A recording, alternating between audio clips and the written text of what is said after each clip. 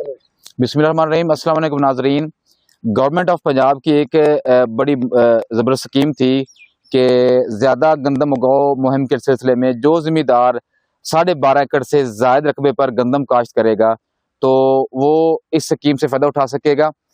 तो इस स्कीम के तहत गवर्नमेंट ऑफ पंजाब ने मुफ्त ट्रैक्टर देने का फैसला किया था।